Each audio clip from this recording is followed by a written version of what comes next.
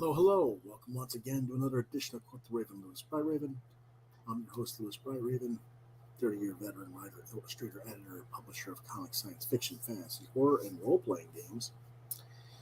It is Thursday, October 27th, 2022. It is a What Did You Get This Week episode, as well as some questions and answers and some reviews as well. Let's go ahead and get started with our questions of the week.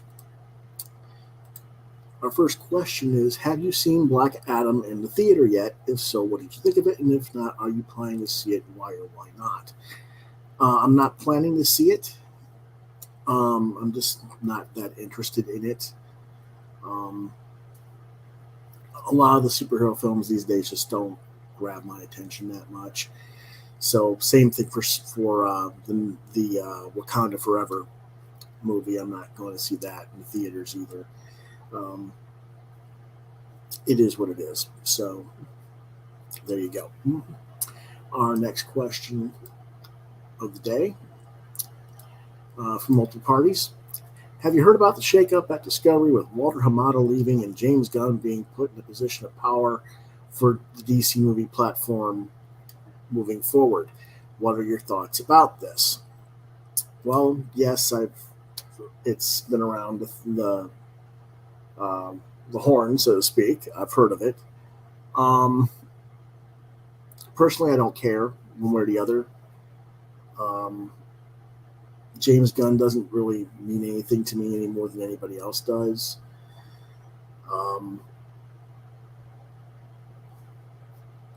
I haven't been that thrilled with any of the Marvel or DC movies of recent vintage to speak of. So it's just, it is what it is again, and people will like what they like, and we'll see where he goes with it and what he does. Fingers crossed, I guess, if you're a fan of DC. Next question.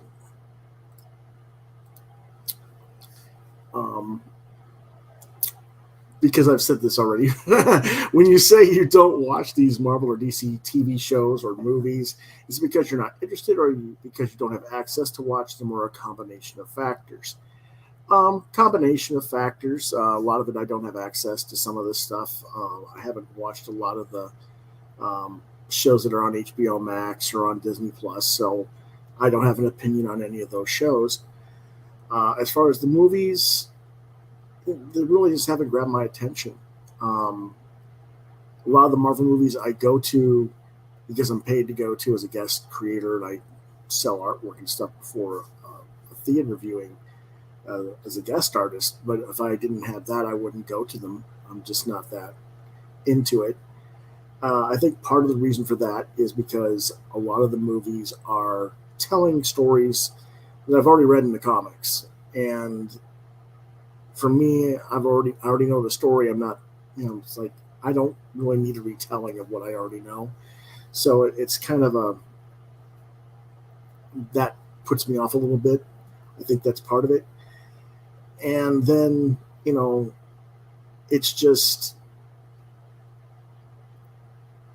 we're in a time where people complain about so much that I think it deters me from being interested as well. So, I think those are a lot of the factors involved in that. Okay. Our next question is from Manga Maniac. How come you never do reviews of the more popular manga franchises like One Piece, Attack on Titan, My Hero Academia, Spy Times Family or Spy Family, Demon Slayer, One Punch Man, Chainsaw Man, Kaiju Number 8, Dr. Stone, etc.? Well, as I recall, I have reviewed One Punch Man, didn't give it a very good review. I know I've got Kaiju 8. I thought I reviewed the first 2 volumes, but maybe I haven't. I'll have to go back in my archives and check. But I've got through volume 4, and I've ordered volume 5, so I'll get back to reviewing that again in the future.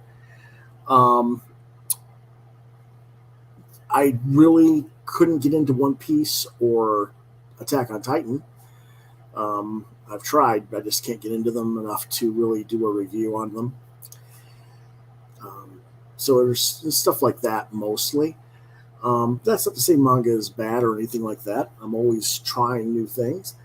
Um, in fact, come January, I'm probably going to turn Monday into my manga Mondays and just do manga reviews on Mondays and try to get more involved in reviewing that.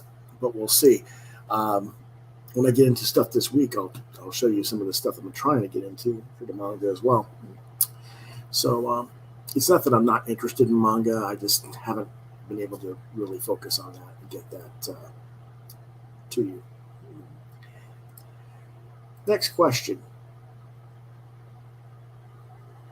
is from a current Marvel editor who doesn't want to be named, probably, so I'm not naming them. Do you ever really read modern Marvel comics, or are you just ignoring it all? It seems that there would be some Marvel content you would at least be potentially interested in. Well, as a point of fact, I would have been interested in Al Goingsback's Werewolf by Night story, but Marvel was a stupid bunch of motherfuckers and only put it on the Marvel app instead of printing it out where the hell I could get it. So you missed out on that sale. Now, in the most recent catalog that just came out this week, there happen to be 2 series that I might actually look into. I will talk about them next Monday. So yes, there are occasionally some things from Marvel that I might like. It's not my fault that it's rare and few and far between, but yes, every once in a while you guys do come up with something I want to read. If you want me to tell you how to get me more interested, I can tell you, but you don't want to listen, because if you did, you'd be making books I want to read. So there's that. But it is what it is. I hate saying that phrase, but it's gotten to be one of my catchphrases anymore. That's the answer to that. So sorry if you don't like it. So if you have questions, contact me at quothravenlbr72@gmail.com, subject QTR Q&A. All right. With that being said, let's go ahead and get into what I got this week. Let's see. We got lots of stuff all over the place here. In fact, let me just show you guys something real quick. This whole pile of 53 books here of trades is stuff I have yet to read. And then we got this pile of trades that I haven't read. So that's real far behind I am on my trade collecting and reading right now. So when people ask me, why aren't you reading manga? Why aren't you reading, this, that, or the other? It's not that I don't. It's that I don't really have I'm just behind on it, basically. But things I got this week include Atom, the Beginning, #1. This is the precursor series to Astro Boy, written by Osamu Tezuka. This is from Stonebot Manga and Titans Publishing. I haven't had a chance to read this, but this is one of the things I'll get around to reading and doing on Manga Mondays, most likely. On Monday, when we do our books, we'll also be talking about Diamond and Marvel and DC catalogs that came out this week. So it's going to be Halloween. I'm going to do a Halloween-themed review session, and we'll talk about Kuno Macabre and Count Crowley from the Pit That Came One Shot from Dark Horse, The Stuff of Nightmares #2 from Boom Studios by R.L. Stine and friends. R.L. Stine of Goosebumps fame. And Creepshow #2 from Image Comics, Tales of Suspense and Horror.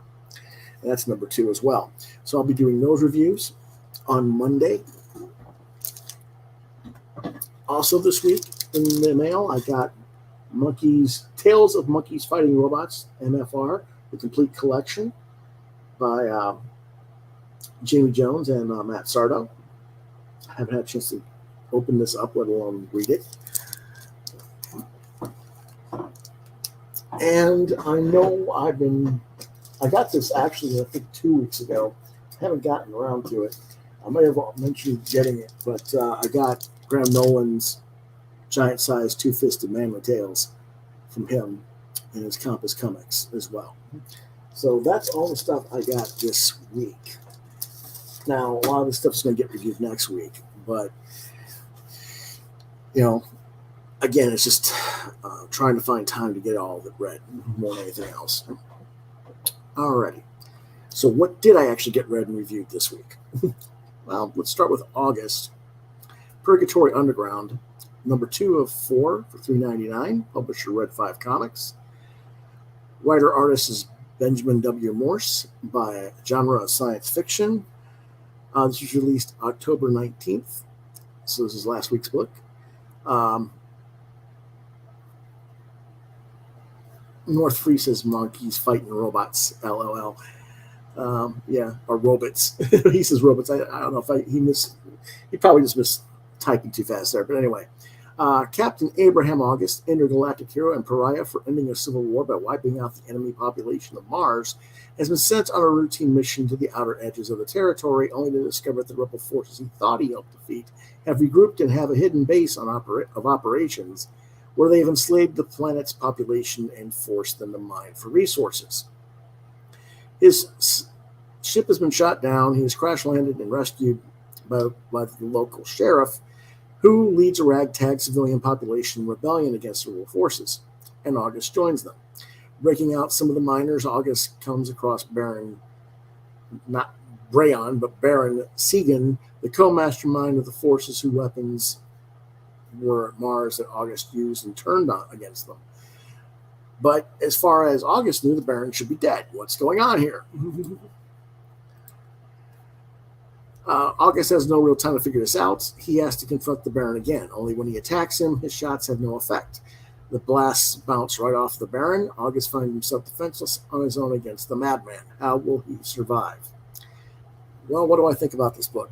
Well, the story pulls from a variety of earlier popular science fiction series such as Star Wars, the cartoons Brave Star, and Tales of the Galaxy Rangers, if I need to be more precise.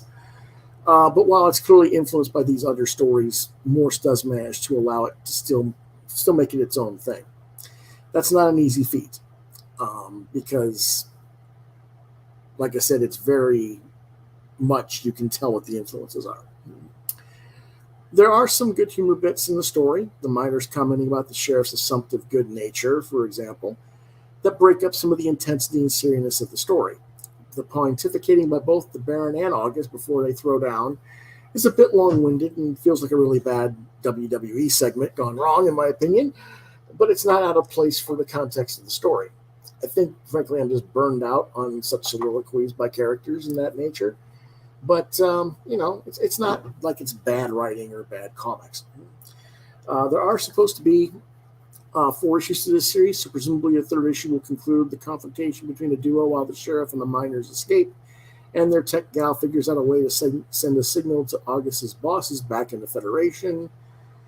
But now the question I have is, will the Federation even give a damn? And that is the $64,000 question. And I'm kind of wanting to see the answer turn out to be no, and that this whole civil war was a played-out element to keep certain political factions in the Federation in power, and that the whole reason August was scapegoated was because the missiles that were supposed to be aimed at Earth that he redirected and killed Martians with, or whatever, were never actually going to hit Earth. In fact, they would have had self-destructs or something while making other parties look to be the heroes, and August's actions turned out to be catastrophic for everybody. Or something to this effect. I don't know what exactly Benjamin's going to do. I haven't talked to him about it. I don't expect the story to go in that direction necessarily, but who knows. All in all, though, it's a reasonably entertaining comic. I recommend it for ages 14 and up, and I give it 3 stars out of 5.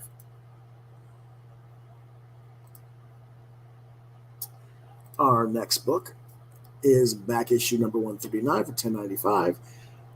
Various writers and artists from TwoMorrows Publishing for ages 13 and up. Of course, this is the Interview and Historical Review magazine of comics, released October 5th, 2022. And as the cover states, the theme is Not Ready for Prime Time Marvel Heroes. It features articles on Nighthawk from the Defenders, Thundra, who was kind of a weird um, character that bounced around from the Fantastic Four to the Defenders to other titles.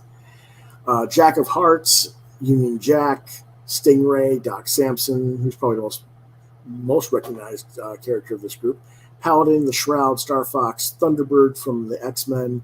That's supposed to be Wundar, not Windar. Wood God, and Modred the Mystic. And, well, this was quite the read. I'm not really sure they needed the Wundar and Wood God articles in this magazine. Holy obscurities, Stan the Man. I knew who the characters were, don't get me wrong.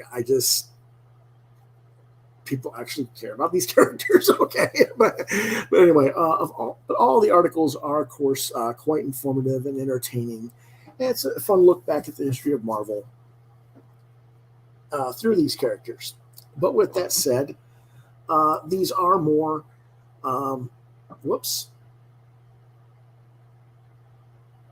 Sorry, something's missing here. Okay, they're not these. It's there. Okay. There are more not ready for primetime characters in many cases that could have been covered. After all, Doc Samson became pretty darn important to the mythos of the Hulk franchise. Nighthawk was hardly a not ready for primetime player when he was featured in the Defenders. Are we going to call all of the Defenders that weren't Doctor Strange, Namor, and Hulk to be not ready for primetime? Because they were always the B and C list characters after all. Where's my article on the Gargoyle, Isaac Christians? Where's my article on Cloud? Andromeda, there's other characters that they could have discussed. In fact, I would have loved to see an article on Cloud with interviewing J.M. DeMatteis about that character and the whole gender switching element, which was done, because I think it would make a fascinating article, and I think it would dispel people that complain about Bobby Drake being gay or not. But I digress. The list of Marvel characters who have never really went anywhere is quite lengthy. They could probably do 3 or 4 of these magazines on stuff like this. So, I'm not disappointed in anything in this book. It's a well done book.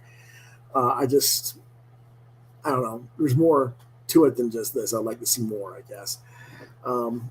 Recommended for ages 13 and up, and obviously for comics historians of all ages. And I give it 4 out of 5 stars. Our third book is Eve, Children of the Moon, #1. Publisher Boom Studios, $3.99. Writer is Victor LaValle. Artist is Mi-Gyeong. Colorist is Brittany Peer, with cover art by Ario and Nindito. Dystopian science fiction, released October 19th. What it's about: Eve and her robotic bear Wexler and her clone twin, who is unnamed, saved the world in the last miniseries. Only saving the world isn't as simple as it seems. When a lone outpost doesn't reply to their calls, the sisters and Wexler go to investigate, only to find that the population is against them and still operating as though the world is in shambles.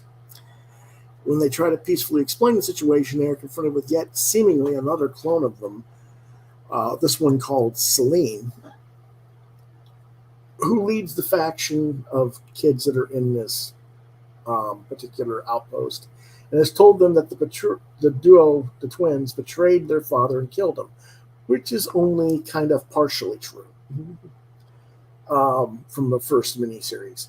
She demands that the robot bear Wexler be turned over to be destroyed, or all of them will be killed. First thing I thought was, I can't believe it's been a year since the last miniseries concluded. The last issue of the last miniseries came out in September of 2021. And I'm thinking, my gosh, where did the time go? The storyline is such that it could have easily have been a year since the events of the last storyline, though this is not necessarily specifically stated or the case. There are some interesting developments. Eve's clone twin, who apparently still doesn't have a name, they never name her in this issue.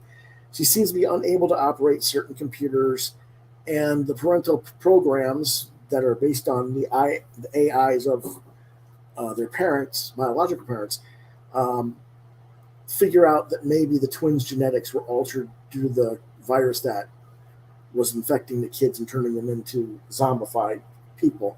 and she was infected by the virus, so maybe that affected her and changed her genetic structure so that her fingerprints aren't exactly the same to operate certain things. And of course, seeing another clone in Celine makes me wonder just how many more clones could there possibly be. Unfortunately, there's not enough story here in this first issue to go on. Between sort of recapping the events of the past miniseries to get the status quo for current events, there just isn't enough page count left to really get into the story yet. But at least LaValle and Mi-Gyeong rather, have paced it well enough to give the audience a high point of suspense to make you want to come back and read the next issue. That being said, I do think, however, that people who haven't read the first series arc are going to be confused as to what's going on. And again, it's been over a year, and it took me a good moment to recall the story well enough, even with the recap. So if you're going to get this book, I highly recommend that you seek out the trade paperback of the first miniseries if you haven't got the first miniseries. Or if you have the first miniseries, perchance, I would recommend you reread that first series before delving into this issue. Recommended for ages 13 up, I give it 3.5 out of 5 stars. And that's pretty much all the reviews for this week. Tomorrow, we will be watching and talking about Marvel's 2005 movie through Sci-Fi Channel, Man-Thing. That'll be tomorrow night at 8 p.m. Eastern Standard Time. And then next week,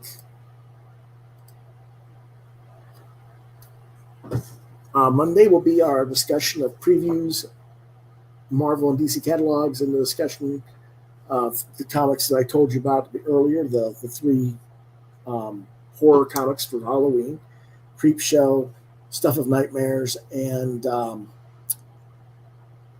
Criminal Macabre and Count Crowley. So we'll talk about those.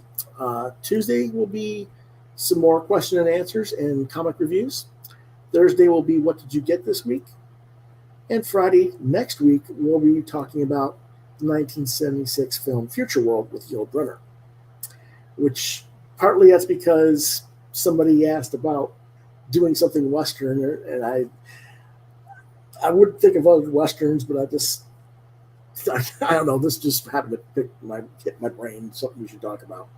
So that'll be next week's show for Friday, and then next weekend, Saturday and Sunday, we'll have live draws. Times will be determined, and I'll let you guys know on my Facebook page, as well as send out alerts when things are set up. But that's pretty much what we're doing moving forward. Now, with that being said, gotta get to this silly thing. If you enjoyed this episode, or you think others might, do me a favor, hit the like, share, and subscribe buttons to continue to get content from my channel. As always, I thank you for watching and for your support. North Free says, have a good one. You too, North. Do you have a link to the Man-Thing video so you can watch it online? Let me know. I think I sent it to you, but I'm not sure. If you want to contact me on social media, Facebook, Lewis.BrightRaven, Twitter at LewisBrightRave2. See some of my artwork, deviantart.com/BrightRaven. You've been watching Quoth the Raven, Lewis Bright Raven, exclusively on YouTube. To ask me questions, make comments, recommendations or suggestions for topics of discussion for future episodes, Quoth the Raven LBR72@gmail.com is the address to reach me at. Again, that email is also down below in the description of this video. If you can't reach me there, I'll get back to you in a day or two. Try lewisbrightraven@yahoo.com as a backup address.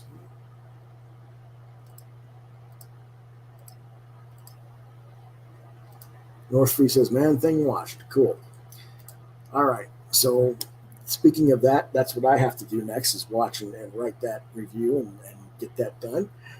But in the meantime, you guys have a great night, and we'll see you tomorrow at 8 p.m. to discuss that movie. In the meantime, see you next time. Have a good one.